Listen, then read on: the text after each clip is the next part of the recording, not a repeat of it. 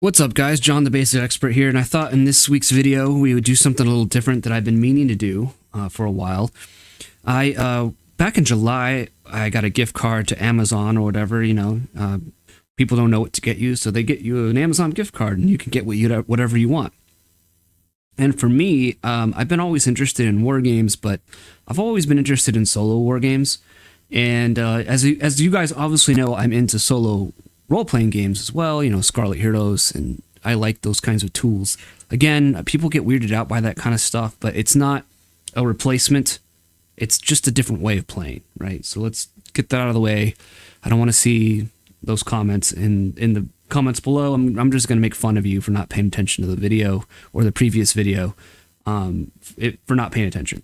But I like solo games, and I think that these games are pretty cool, and they provide something, some insights and some mechanics and some ideas that you can use for your own games. And, I think I do recommend these Men of War books. I think there's 3. I have 2 of them, and I have another game too. My goal is to slowly go through these and talk about them and maybe play a few of these so that you can kind of see how these games play out as well. If you guys are interested, or I might just cover a different one, or we'll talk about something else. There's lots of things to talk about here on the channel. But regardless, this is a game that all you need to play is a D6 and a D10. This is one of those D20 D10s where it goes to 10 twice. I like these. They are, platonic solids. They work, I think, are a lot better and a little bit more fair than, other kinds of D10s that are not platonic solids. So you just need a D6 and a D10. That's the only dice that this game uses. If you go to Board Game Geek, he mentions it here. Let me go to it.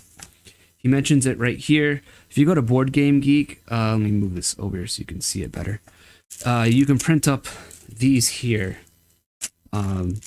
these tokens here. So you got your, Rhodesian soldiers here. You got your guerrilla warfighters, which you'll be fighting, and their weapons. And you also have various status markers, things like that you need to play the game as well. And all I did was, I printed these up on paper and I glued them to I think it was a LaCroix box, like a nice, like a cereal box or like a soda 12-pack box would be really, I think, good material. And I just glue stick them on. It's nothing special or super awesome, but relatively easy to do. And you can get them on Board Game Geek. He has the links to those things here, or how to search for it and find those files. They're PDF files. Print them up at home and glue them to your soda can boxes. I do want to say I appreciate the game and how simple it is. What we have here, the game is mostly, the book is mostly. This is the other one I got, the French Foreign Legion one, which if you guys are interested, I'll show that one off too. But within 7 pages, you have all the rules you need to play this game. So, you don't have an excuse to not learn the rules. I've only played this a few times, and so, I still make mistakes. There's going to happen, but I do appreciate that everything is pretty tight in here. And the first mission, which maybe we'll play here as we talk about it, the first mission is pretty straightforward and simple, and you don't have a lot of the sort of special stuff that you kind of read about here. You're generally probably not going to have melee issues. Some of the other things like claymores and all these other things don't exist in the first mission that it gives you in this book.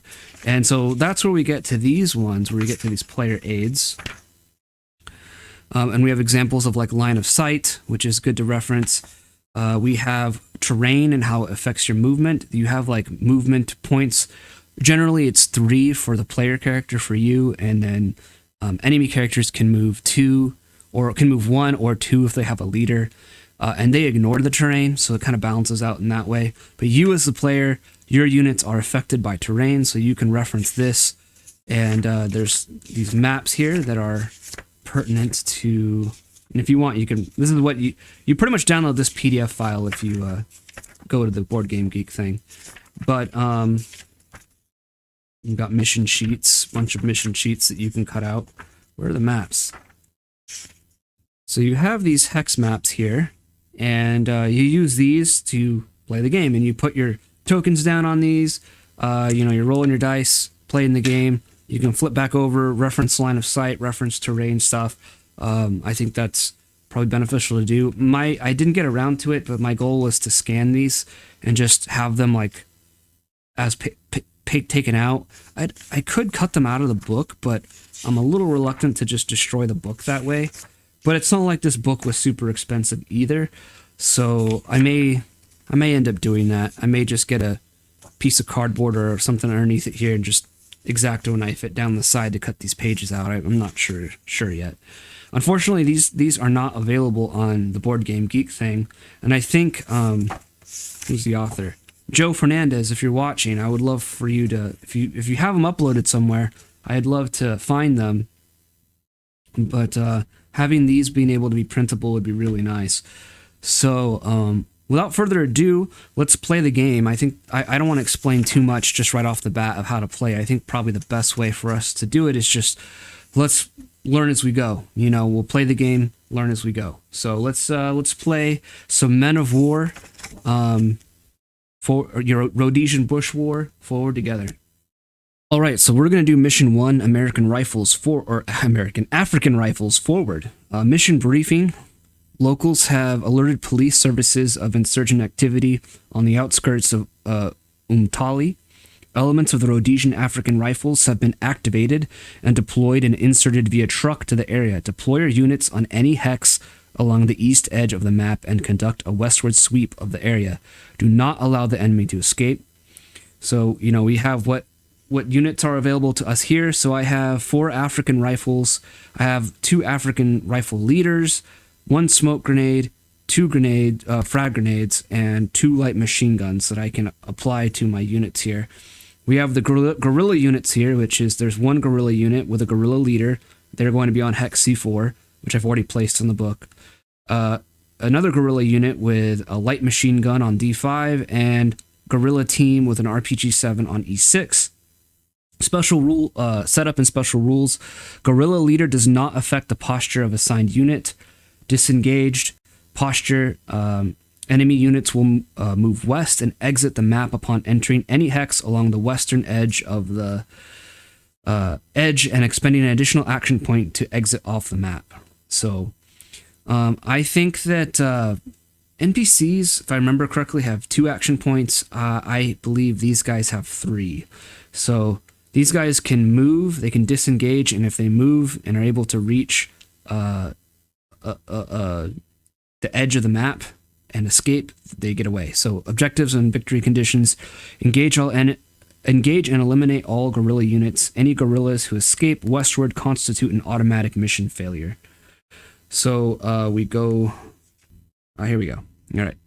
So I already placed my tokens on the map here, and I'm gonna have this page open because I'm gonna need to reference. This is why I wanted to print this up, but whatever. It is what it is. It's supposed to be a book war game, so I'm technically playing it the right way, as slightly inconvenient as it may be. So I can place my guys anywhere along here, and I believe I can do them however I want as far as gear is concerned. They can only have 1 light machine gun or light or RPG or anything like that. I'm going to. We got our leaders here. Let's get these guys out of the way, and our African rifles. So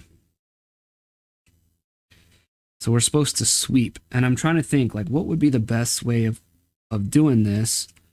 I can put them anywhere along K here, and I think I'm gonna do one here on the road, maybe. Here, and I'm gonna go here, way down there. We'll give we'll put a leader on B on the road, and I'll give a machine gun to these guys. And I will give the other leader. I'm going to put him up here.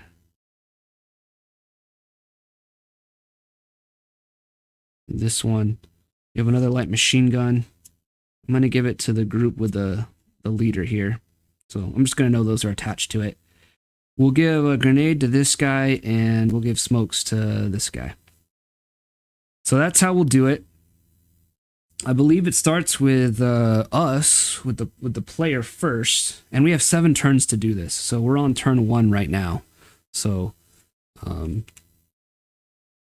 we will say we'll mark this off. We're on turn 1. See if we can kill these gorillas that we've been alerted to. We'll go back to this here. So I think technically, if I'm looking at this, it's like the center of a hex to the center of a hex. And these guys might be... These guys might be in line with each other. Let me see something here. I went and got a ruler, so like the center of this hex to the center... Okay, no, I think...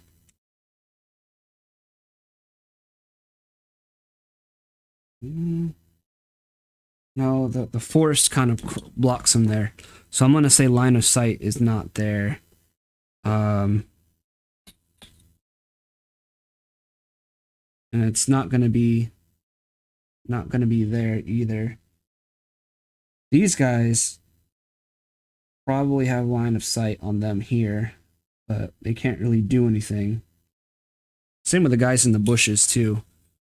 I'm gonna say that. So we can move 3 spaces up to 3, but as we see here, different terrain eats up different amounts of cost here. So, and some of them affect attack rolls as well. And block line of sight. So we have to keep that in mind as well. So we'll move. We're on a road.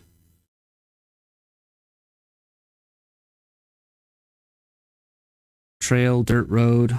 We're on a trail or a dirt road.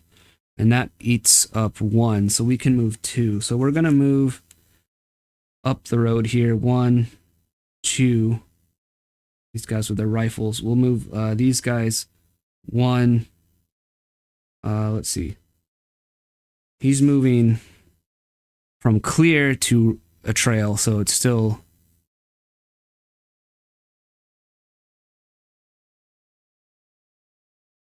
It's all 2. So I'm going to go 1, 2. I'm going to put these guys here. I'm going to have these guys go around. So we're going to have them go 1, 2, and 1, 2. So then we have the AI posture here, the what these guys do. We roll a d6 and we look at what it is based on like what we see here. So I would say now with these guys, there's a line of sight here.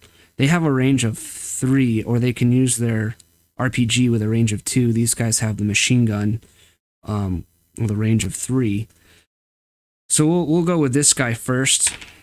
4, which is 3 to 5 offensive. Actively move enemy unit towards closest. This is French, but this is from the other book. But it's the same rules towards the Rhodesian unit or objective, and or engage closest in range unit. If there are no French or no Rhodesian units within line of sight, the enemy does not activate. So I think we do have line of sight here. So these guys can move 1. And because they're going to move towards these guys because they can see them for sure. And I think at that point, they can see these guys, so they can attack. Unfortunately.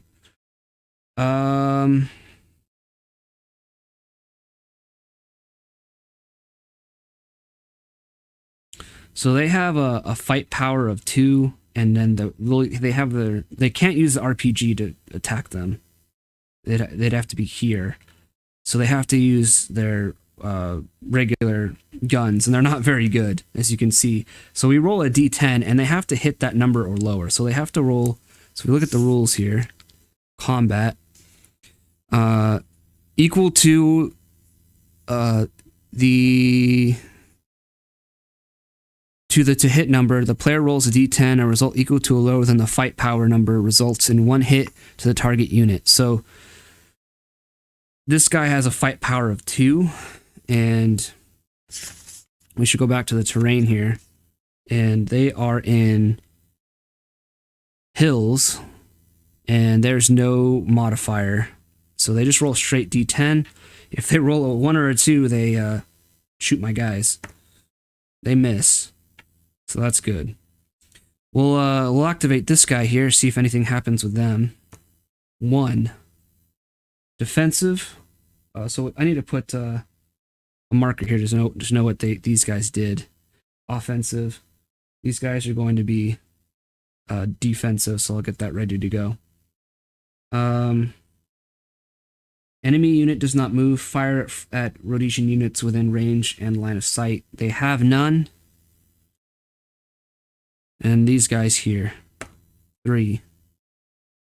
Offensive. Actively move unit towards closest French unit or objective, and or engage closest in-range unit. If there are no French units within line of sight, the enemy does not activate. I want to double check line of sight here. Line of sight is an imaginary line that goes from the center white dot of each hex to another hex's center white dot. Terrain and other features such as buildings may affect line of sight, including but not limited to blocking line of sight completely, in which case most fire and other actions requiring the firing unit visual of the target may be affected. Line of sight is determined by using the straight edge from the originating hex to the target hex. If any terrain is along the way, check the terrain chart to see if any part of the blocking terrain is along the way. Okay, so these guys don't have any. They have hills, and I think they will move. Because hills do not block line of Oh, okay. They do block line of sight, so they can't see. So he can't activate, so he won't move. Because all this brown stuff is hills. It's all around the forests here.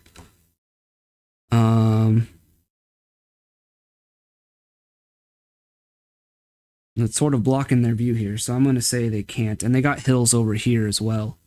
And actually, probably, this guy could see this one, but he probably couldn't see this one originally, so that's my bad. See, that's what I'm talking about, where there's mistakes. And there's lots of little intricacies like this in the game that sort of make it, like, somewhat complex. So it's now back to my turn, and we are going to...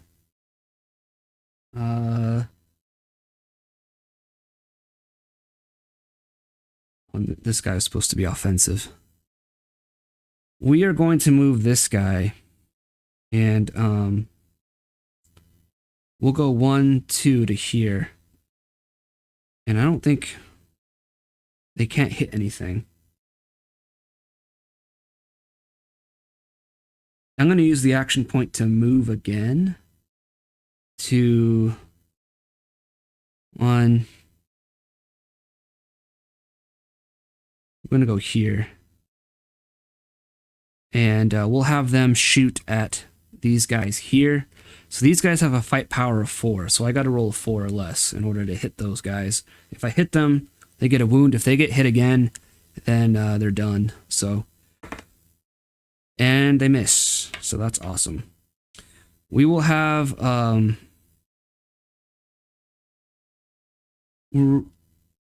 Actually, could they even hit them in the first place? Actually, those guys are in hills, so line of sight is blocked, probably. All right, so we'll go. We're on a trail still, so trail eats up 2 movement costs. 1.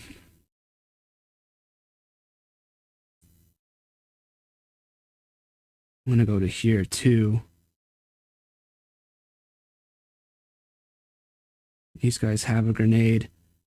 I'm gonna have them toss a grenade into that hex. So we'll expend our grenade. This has a fight power of 5, so I gotta roll a 5. And then I don't know. So there's like special stuff like grenades. I want to double check what grenades do.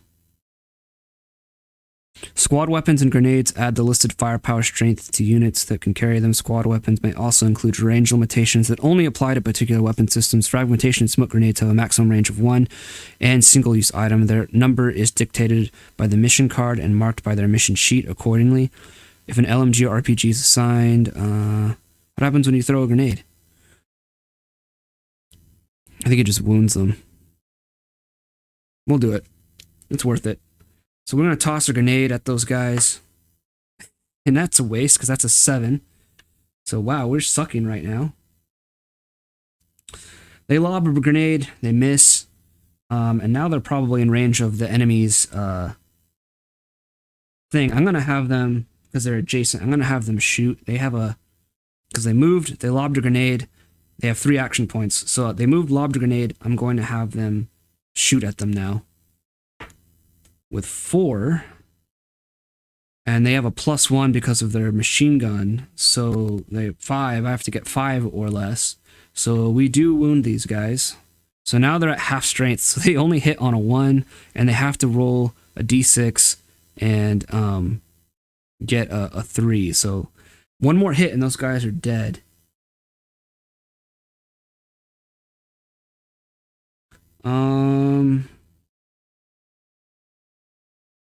We're going to have these guys move around here. 1, 2 to there. And we'll have this guy move up 1, 2 to here.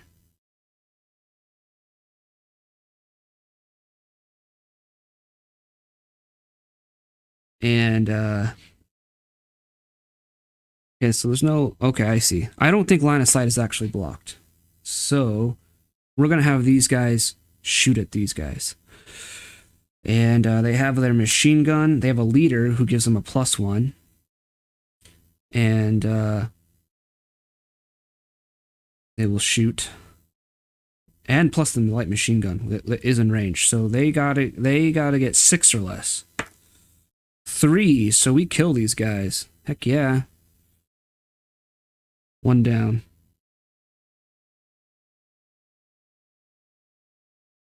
Dead. Alright. I'm gonna have my leader here try and give this guy an extra order.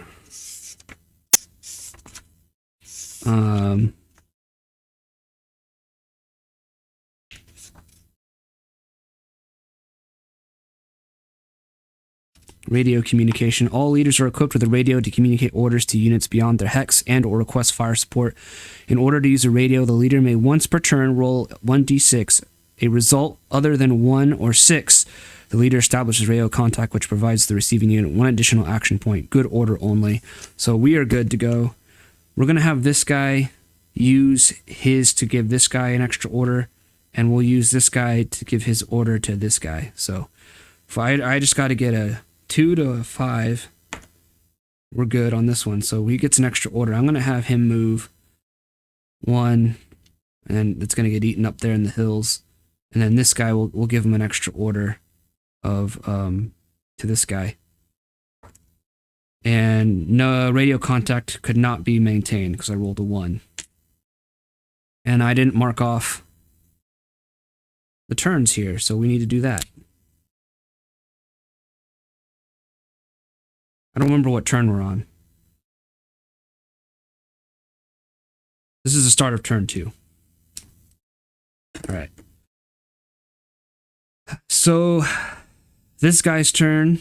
The bots, the gorillas here. Let's see if we can. Let's see what they do. So we'll roll a d6 on this guy. Let's clear these off because they don't have these orders anymore. So we'll do gorilla group 1, 5, which is offensive. Move enemy unit towards closest Rhodesian unit and or engage closest. Okay. We're gonna have these guys move here, and they can actually move 2 here, and then we're going to have them shoot at these guys. These guys got to roll a 4 or less to hit my guys. And they do it, so shoot. Hit. These guys are at half strength. And they need a rally check to do anything. We'll see if this guy can give an extra order to that guy. 1. Cannot establish radio contact with his other unit here. This guy, let's see what he does. 2. Defensive. This guy's offensive. I gotta put that there. Defensive. No move, and he's going to fire, let's say, at the African rifles. And they gotta get 4 or less. Miss, because they have a fight +1. They miss. I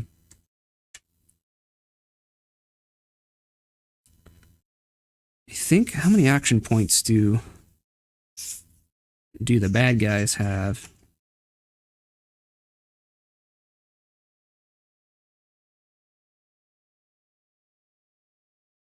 I think they can only move and shoot, and since this guy couldn't move, all they could do is shoot. So it's our turn.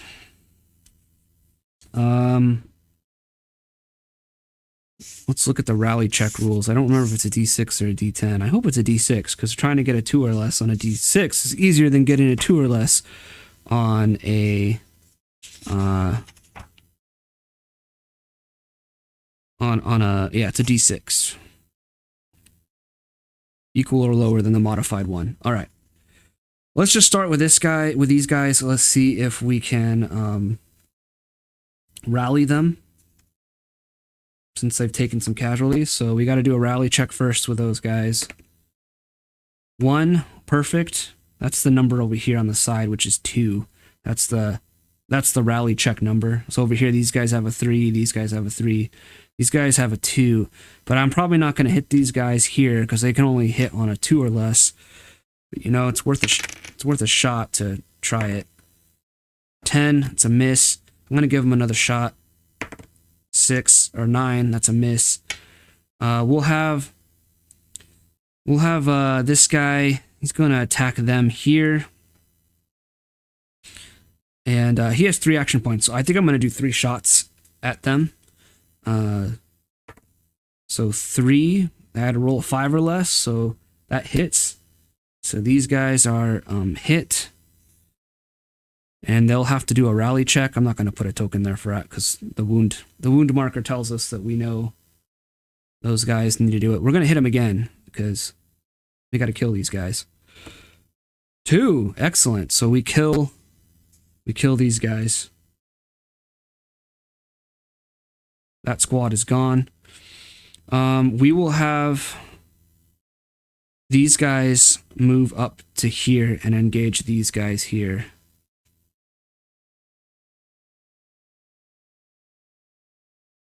They got their light machine gun plus their leader, which gives them a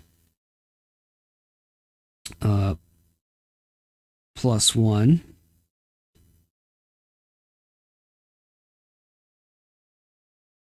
Oh, I didn't check, actually. 1 second here. Let's put this guy back. Hold on. So he's hit. We need to see if the leader's hit, because the leader is... The leader can take take damage. I'll say I got to roll a d6 on a roll of 6. That final either of those could be yeah. So no, they're dead. I needed to roll a 6 to see if the leader was killed, and the leader is not. So these guys are done. They are indeed done. Doesn't matter. All right, so these guys are going to shoot at these guys. They have to get a 6 or less. We got a 1, which is awesome. So that's a hit. Let's roll again because they get another action point. 10, so they miss. We got these guys still though, so we're gonna have them move 1, 2 to there. I think it still eats up 1. And 1, 2, 3. There is line of sight there. And that's the leader. Okay.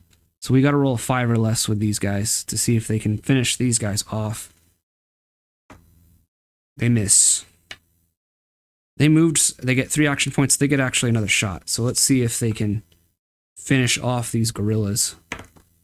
6, no, they miss. All right, so new round. On 3. We will, we need to activate this guy though too. Actually 2, defensive, so he's staying defensive. Fire on any of them. So we got 1, 2, 3. I'm gonna be mean, and they know that these guys are wounded.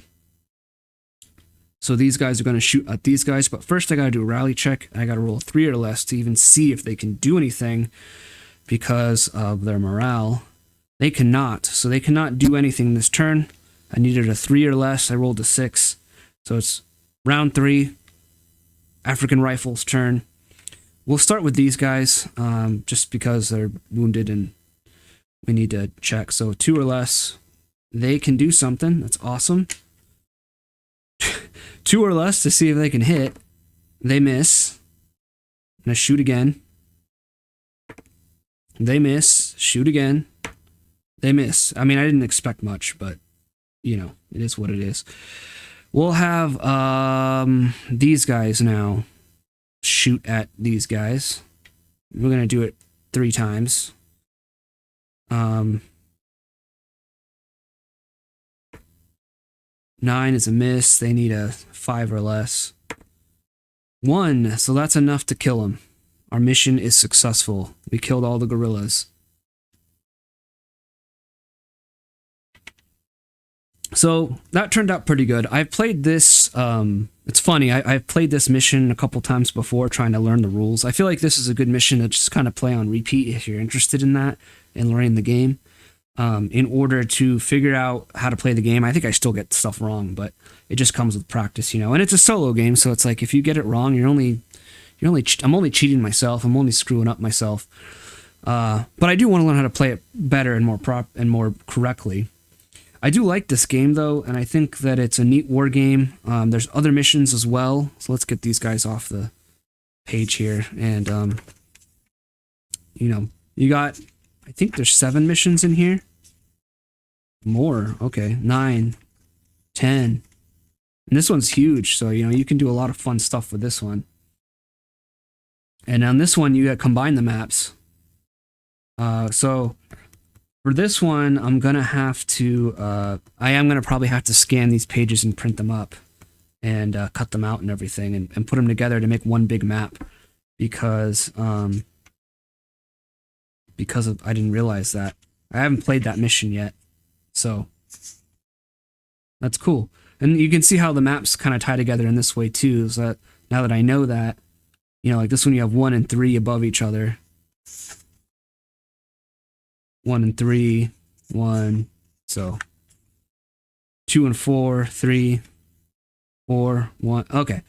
So you guys get the idea. Pretty straightforward game. I think it's a neat game though. I like historical wargaming personally. I think that that's most fun. Like, I love the bolt action war game. You know, I don't really play Warhammer or anything like that. I like historical stuff. So this kind of stuff just really interests me. I like that it's very cheap. I'll have a link to this book in the pinned comment below, where I got it on Amazon. If you're interested in getting this game, I want to thank you guys for watching. I'll have a link to this video I'll have a link to this book where I got it on Amazon in the pinned comment below. And I encourage you guys to go check it out, give it a shot if you're interested in solo wargaming, which is very, this is a cousin to solo role-playing games.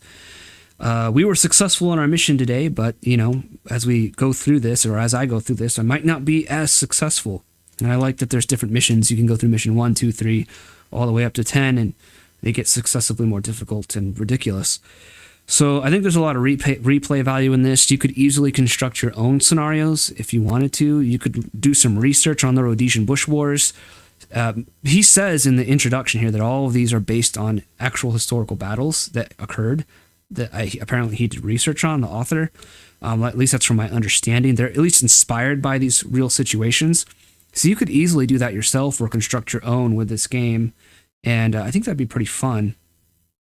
And I think even too, you could make this a 2-player game if you wanted to. I think you could make this a 2-player game if you wanted to. You could easily make that work. Or as many players as you wanted. So I don't think this game has to be solo.